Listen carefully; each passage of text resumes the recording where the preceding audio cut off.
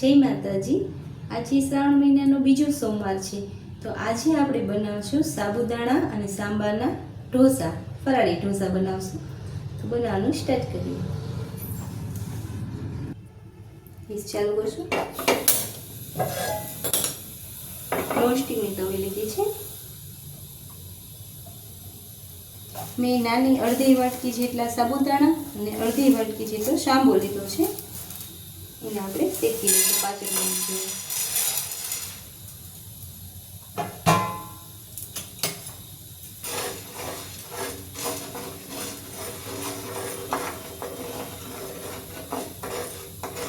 પાંચ મિનિટ જેવું શેકી લઈશું। 5 મિનિટ થઈ ગઈ છે। સાબુદાણા અને આપણો સાંબો શેકાઈ ગયા છે, એટલે એવી રીતના બહુ નહીં ગરમ કરવાના, થોડા થોડા સાબુદાણા ગરમ થાય અને સાંબો ગરમ થાય એ રીતનો ગેસ બંધ કરી દઈશું અને સાબુદાણાને અને સાંબાને ઠરવા દઈશું। પછી એને આપણે મિક્સરમાં લોટ જેવું પીસી લઈશું। સાબુદાણા અને સાંબોનું મિશ્રણ ઠરી ગયું છે, આપણે હવે એને મિક્સર જારમાં પીસી લઈશું।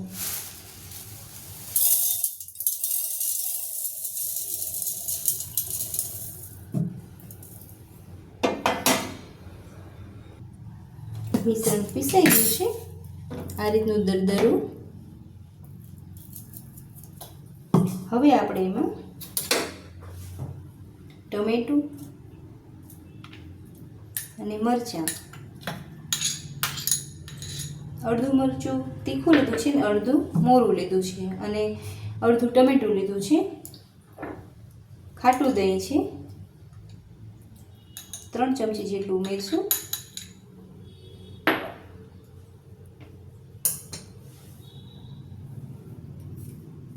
મીઠું ઉમેરી દઈશું। ધાણા જીરું, ચપટી હળદર અને હિંગ। હવે પાછું પીસી લઈશું।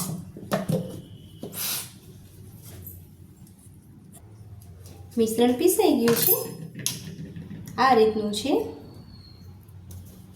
એને આપણે બાઉલમાં કાઢી દઈશું।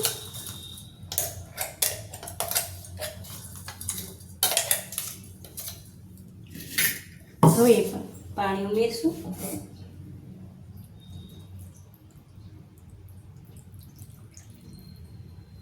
છાશ અથવા દહીંથી પણ આપણે મિશ્રણ બનાવી શકીએ છીએ।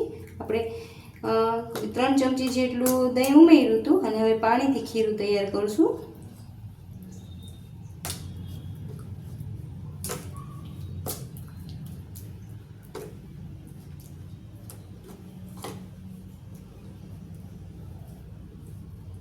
આ રીતનું ખીરું તૈયાર કરશું અને એને આપણે 15 થી 20 મિનિટ પલળવા દઈશું। તો 15 મિનિટ થઈ ગઈ છે આપણા ખીરાને।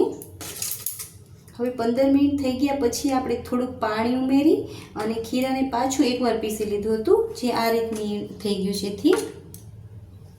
હવે આપણે ઢોસા ઉતારશું।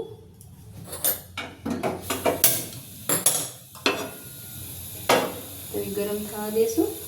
પહેલાં ગેસની જે ફ્લેમ છે એ આપણે ફાસ્ટ રાખશું, પછી મીડિયમ કરી દઈશું તો તપી જશે ને એટલે।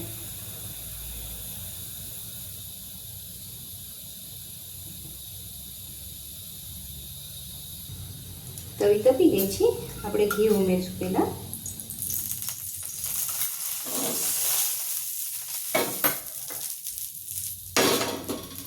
તેલ ઉમેરવું તો તેલ પણ ઉમેરશું। આપણે અત્યારે ઘીનો ઉપયોગ કર્યો છે। મેં નોનસ્ટિકની તવી લીધી છે।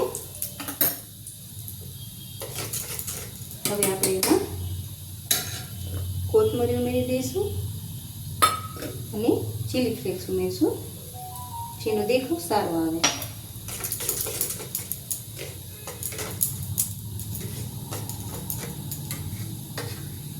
આપણે ફરાળી ઢોસા ઉતારશું। ઓલા ઢોસા જેટલા આપણે પતલા નહીં કરીએ, કે આપણે ઉત્તપમ હોય એ રીતના જાડા રાખશું। અંદરથી આ રીતના બહાર ફેલાવી દઈશું। હવે ઢોસાને ચડવા દઈશું. જોઈ લેશું.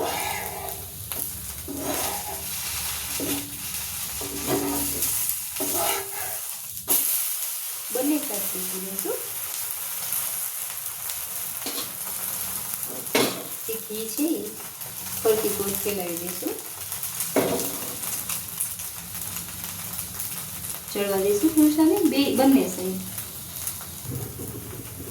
આપણો ઢોસો શેકાઈ ગયો છે. પ્લેટમાં કાઢી લઈશું.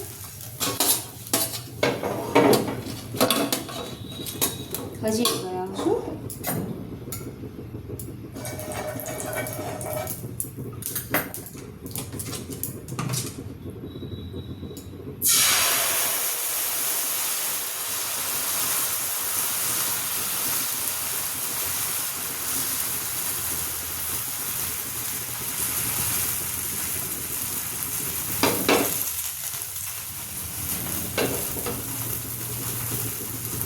ઢોસાને ચડવા દઈશું.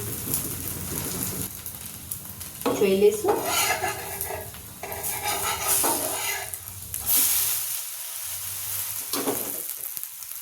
આ રીતના ઘી આપણે ફેલાવી દઈશું અને બીજી બાજુ પણ શેકી દઈશું. જોઈ લઈશું.